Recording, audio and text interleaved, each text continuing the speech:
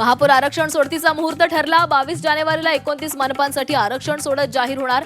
चक्राकार पद्धतीने महापौर आरक्षणाची सोडत निघण्याची शक्यता। मुंबईच्या महापौर पदासाठी मुख्यमंत्री फडणवीस आणि उद्धव ठाकरेंची पडद्यामागे चर्चा।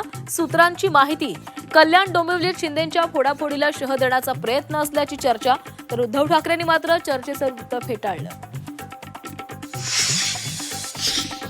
महापौर पदासाठी एकनाथ शिंदेंना दिल्लीतून चावी दिली जाते, अन्यथा 29 नगरसेवकांच्या जीवावर दावा करण्याची हिम्मत कोण करेल? खासदार संजय राऊतांचा खळबळजनक दावा। शिंदेंना चावी देणारा व्यक्ती कोण? राऊतांचा सवाल।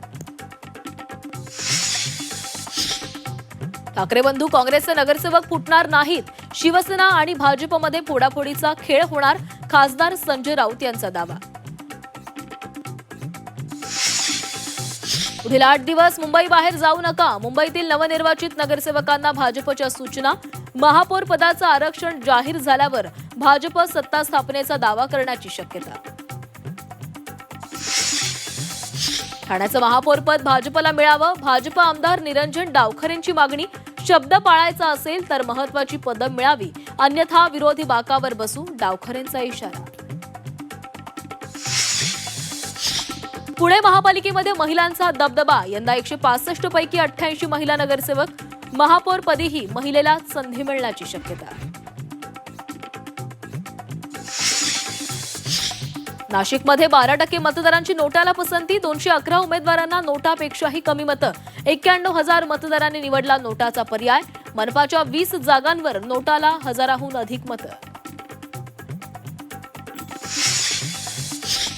मुंबईत लवकरच 30 मजली बिहार भवन उभारणार। बिहार सरकारकडून 314 कोटी 20 लाख निधी मंजूर, तर मुंबईमध्ये बिहार भवन बनवण्यास मनसेचा तीव्र आक्षेप।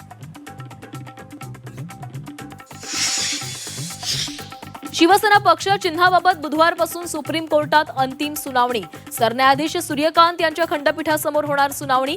शिवसेना कुणाची? लवकरच निर्णय येण्याची शक्यता।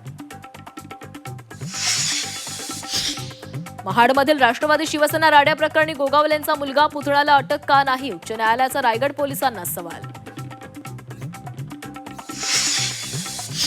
जळगावात सोन्या चांदीच्या दरात मोठी वाढ, सोन्याच्या दरात 2000 तर चांदीच्या दरात 10,000ची वाढ। चांदीनं 3 लाखांचा टप्पा ओलांडला।